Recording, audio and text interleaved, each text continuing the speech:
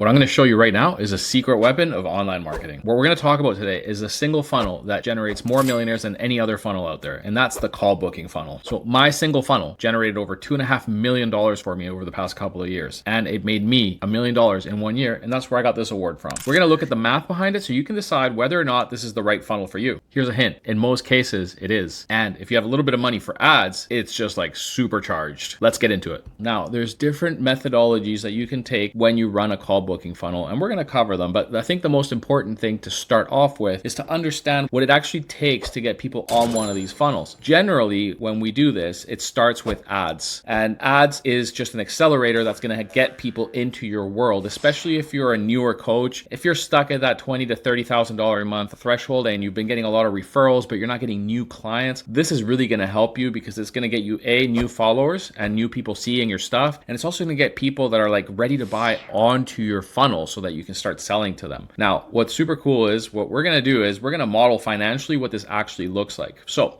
first things first, we're going to run ads, right? So this is one of those things that if you don't have ads and you don't have a following, you don't want to be running a call booking funnel. Don't do it because you're going to spend a lot of money. You don't have a validated offer. You could end up spending a lot of cash and not getting any sales, and you're going to be upset at me and the world and everybody else. If you don't have money for ads and you don't have a strong social media presence, what you want to do is you want to start like a group, like a school group, Facebook group, and just run sessions where people get to know you and see you and join for a very low ticket, and eventually you start charging for services on the inside. You would start setting calls on the inside. You can eventually build one of these call booking funnels inside of your free community and get business that way. But if you have money, this is what you can do, and it's really going to help you. And I'll tell you my personal story. When I first started my personal brand around the Amazon space, nobody knew me. So I had to throw money at this in order to accelerate it. And yeah, like we started with a $10,000 a month budget, and we were closing deals all the way up to $50,000 a month from that 10K. So like the return on advertising spend was great. And at one point we were spending close to $50,000 a month, and that was bringing in $150,000 a month just on Instagram. So that really helped us tweak our process and fine tune our sales systems. But I'm going to show you what it takes to make this work. Before we go there, I'm going to ask you to take just 1 second to subscribe to our channel. Every view counts, especially when we're just starting out on YouTube like this. So we appreciate you. And if you want to see more content like this, please subscribe. So if you have $10,000 in ads, these ads are going to drive people to a VSL, which is a video selling page, otherwise known as your call booking funnel. Once they're there, they're either going to book a call or they're going to fuck off, right? So if they book a call, then they're going to get a sales rep, or maybe in your case, you. And then there's a couple of ways it can go. It can go into a one call close, or it could be a system where they get triaged for qualification, depending on what type of funnel you have. If you have a low friction funnel, you may need this to see if the people that are booking calls are qualified. Otherwise, they'll end up on a closer calendar and waste your time, or they might end up on your calendar and they're just completely unqualified prospects. Or you can have a 2-call funnel, so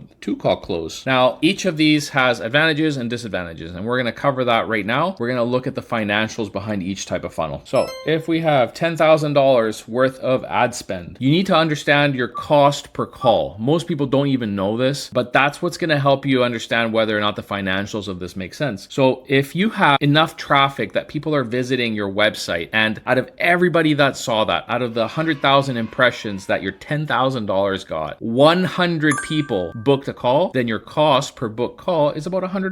Actually, it's exactly $100. And that means you booked 100 calls. Cool. If your show rate to that call is 50%, then you fucked up. You need to do something to get people to show up. Usually when people opt in through a call booking funnel, they're going to give you their phone number, their email. So you need to do something to stimulate this show rate to make it go up. But let's just assume you have a really bad show rate and 50% of the 100 calls show up. What's going to happen there is if you're working on a 2-call funnel, you're going to qualify that person, or your team is going to qualify that person. So if this is call number 1, on the next call, maybe the show rate is 50% here as well. So that means only 25 people are going to show up to the second call. Now, if you have a really good close rate and you're the business owner and you know your shit and you've taken some high ticket sales training, you might close 15 deals, 60% of the 25 people that showed up, which is great. Now, let's do the math around this. So if your ticket is $5,000 and you're collecting, and let's just assume you're collecting 100% of the money up front at 5K, and you close 15 deals, you just brought in $75,000. That's great for $10,000 in spend. Now, we're making some assumptions that the 50% of people that showed up then booked into the next call. You're assuming that they told the truth and they were in fact qualified. So we're assuming that the 25 here were fully qualified and that you closed 60% of them because some of them were unclosable or just didn't have the money or whatever. Now, there's a possibility that some of these that didn't close on this cycle will close at a later cycle. That happens to us a lot. Not every buyer is ready to close right then and there. It might take some follow-up. Refer to my video on the buyer types. If you've got somebody on type 2 buyer or close to type 3 buyer, it might take a little bit more contact points, email, a little more YouTube for them to get to know you, but they will eventually close. Like I just closed a gentleman that went to a webinar of mine that happened in October, and he just turned up and signed up without asking another question a couple days ago. So just to give you an idea, like this number can improve. The other thing that can get this to improve miraculously is improving your show rate for the first call and the second call. Remember, like we have a leaking bucket where only half of the people are showing up when they book a meeting. So the way to fix that bucket is to have some incentive to get them to show up to the call. So you can offer them some kind of bonus for showing up. You can offer them some free goodies. Like here, if you show up to the call, I'll have all these tools that can help you grow your business from day one at no charge. Or you can really do a better job of selling the value that they're going to get on the strategy call. That's the first thing. Now, if you can get some improvement on this second number here, that's going to greatly improve your ability to collect cash as well. Because imagine if this was a 75% show rate, like what would that do? That would have a pretty big impact as well, right? Because now you would have, instead of 25 people showing up, you would have 37 people showing up. And if you closed at 60%, you would close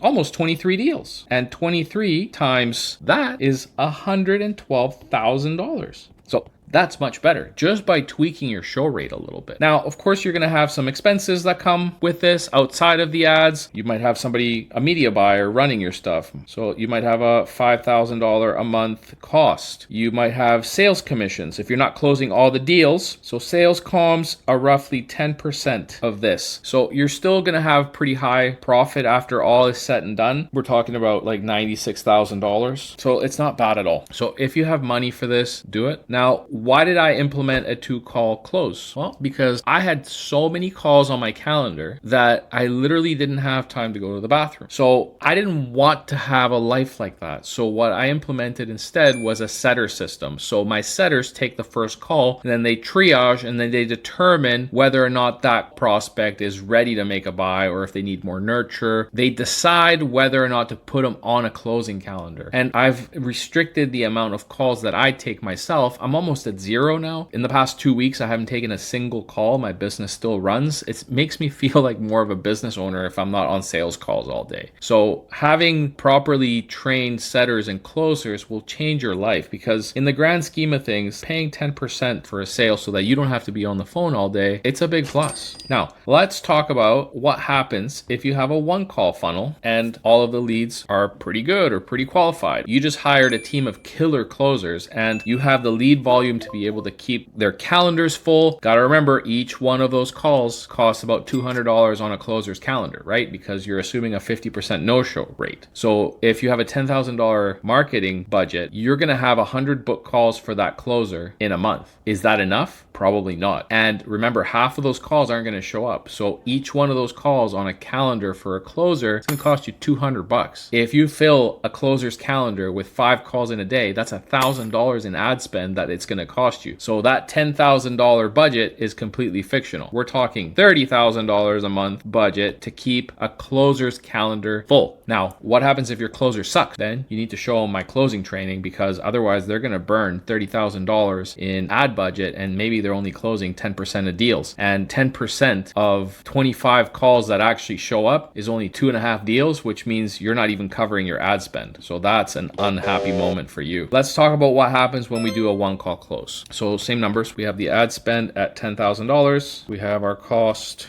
per call at $100, so no difference there. And 100 calls show The show rate, we'll keep it at 50%, so everything matches, but this time you've got 50 sales calls. Now, let's assume that your closers aren't that good, or you're not that good at closing yet, and your close rate is 30%. That means that out of that 50 people that showed up to your close rate, you closed 15 on a one call close. If we take the same numbers for cash collected per call, still 5K at 15 sales, that's $75,000. Difference is that if you're taking all of those calls yourself, you're taking 15 calls in a month. That may not be enough, because if you want to scale this business to $100,000 months, you need to take more calls. But if you take more calls, you can't be doing them all the time because you won't be able to grow the business in other areas. So you see the conundrum? So you still bring in $75,000. You still have your marketing fees at 5K. You still have your closing fees at 7,500. So you're still looking pretty good because you're still bringing in $62,000 a month.